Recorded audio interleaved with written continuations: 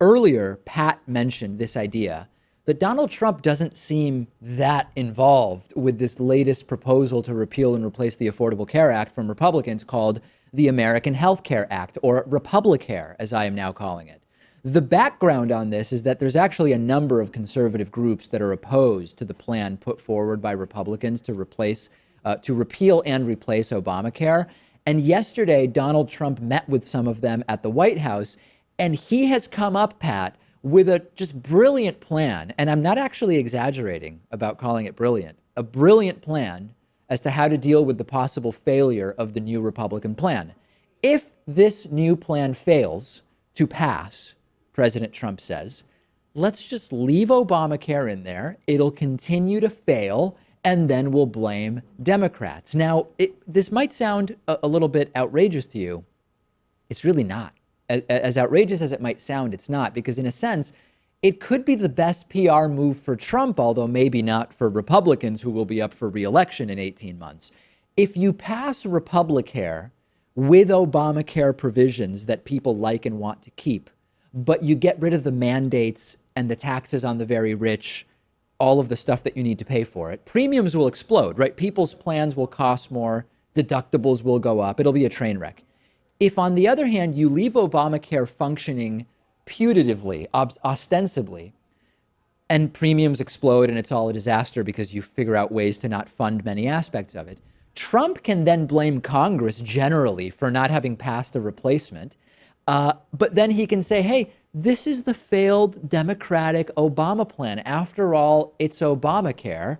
And maybe he avoids repercussions for it. So he's saying this behind closed doors with Republicans, but he's also just saying it out in public. He'll ad-lib part of a speech where he says, you know, the politically smart thing to do is just to let Obamacare fail by itself, and we can blame the Democrats. But he doesn't think it's the right thing to do for the country. Sure. Even just flirting with that idea that you're going to let these premiums and deductibles skyrocket for your own political gain. Yep. I mean, it's poor tacticianing as a politician. Tacticianing. I Yes. like that. Expect that on Urban Dictionary, attributed to you very, very soon. What isn't being talked about much is that, remember when Trump campaigned that he had a plan to fix healthcare? Now he's not even hiding the fact that congressional Republicans came up with this plan, and it happens to be a plan that has huge conservative opposition.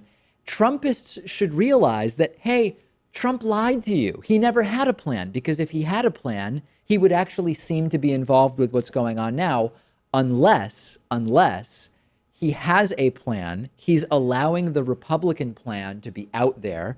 It's not going to happen as written because so many conservative groups are opposed.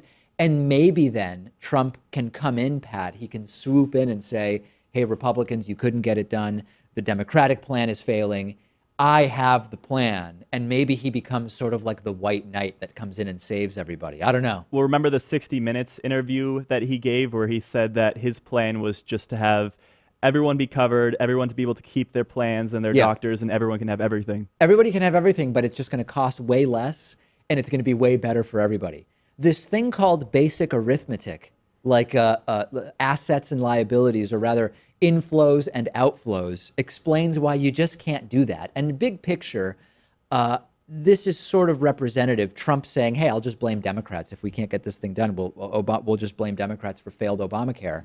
This has always been Trump's plan. Take credit for anything that goes well, even if it's something that was caused by President Obama, and then blame other people for anything that doesn't work. And case in point, GM announced this week that they're cutting 1,100 jobs from an American factory due to low demand for some of their cars. You're never going to hear about that from Trump, but you will hear from him when, Ford announces a plan that they've been planning for years that had nothing to do with Trump to add some jobs in Indiana or wherever it is. Another really interesting aspect of this meeting where Trump said, hey, I'll just blame Democrats if things fail to happen, is something I'm going to read to you from the CNN report about this. Take a listen to this. Confident that the health care plan will pass the House, Trump laid out his strategy for winning passage in the Senate, telling the meeting he will campaign heavily in red states featuring vulnerable Democrats up for re-election. Quote, Trump said he will have football stadium events in states where he won by 10 to 12 points, and he's going to dare people to vote against him, a source at the meeting said. Perpetual campaign season, right? Trump held rallies between Election Day and Inauguration Day. Trump held a rally after Inauguration Day a few weekends ago in Florida. And it's going to be perpetual campaign mode. And I'll remind you, this doesn't always work. George W. Bush in 2005 was trying to sell the country on privatizing Social Security, which fortunately didn't work.